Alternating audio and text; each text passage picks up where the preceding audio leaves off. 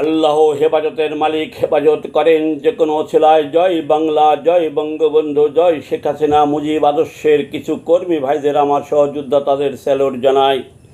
তারা এই দুর্দিনে আমার মতো অসহায় কর্মীকে, আমার দাদা ভাইকে, মা হারা দাদা ভাইকে দুধ খাওয়ার জন্য তারা সহযোগিতা করেছেন। যাই হোক, তাদের মুজিব আদর্শের স্যালুট জানাই।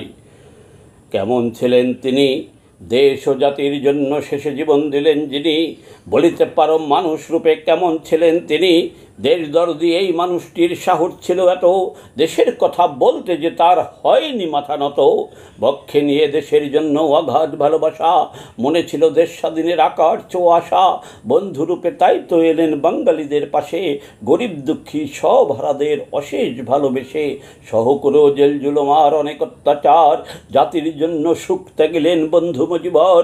বঙ্গবন্ধু খেতাবটি তাই প্রাপ্য ছিল তার, যাহার ত্যাগে আমরা পেয়েছি মুক্তি স্বাধিকার।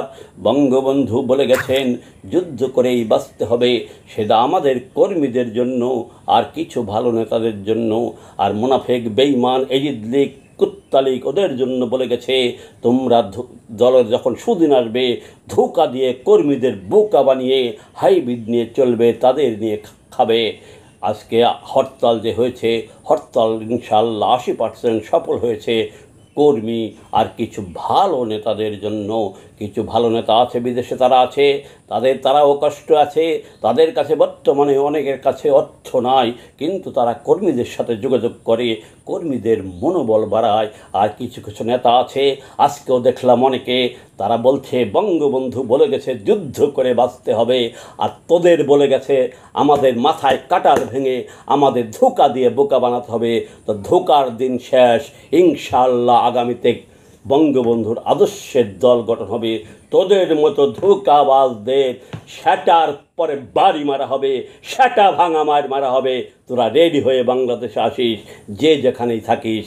ইনশাআল্লাহ শেখ হাসিনা আসবে বীরের বেশে, বাংলাদেশের মানুষের মুখে হাসি ফুটবে, আর তোদের সেটা ভাঙা বাড়ানো হবে। কারণ তোরাই এই যে আজকে হাসনাত আবদুল্লাহ সাজদিদ এদের মতো কুলাঙ্গারকে তোরাই পদবি দিয়েছিলি, তোরাই মাথায় তুলেছি। আজকে তারা বঙ্গবন্ধুর মাজারকেও তারা ভাঙার চক্রান্ত করেছিল।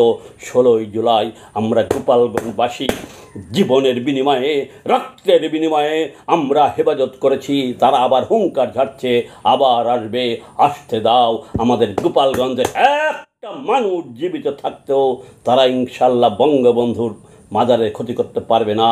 কিন্তু তোদের কোত্তালিক যারা নেতা আছিস, তোদের কুকুরের মতো পাছার পরে বাড়ি মারা হবে।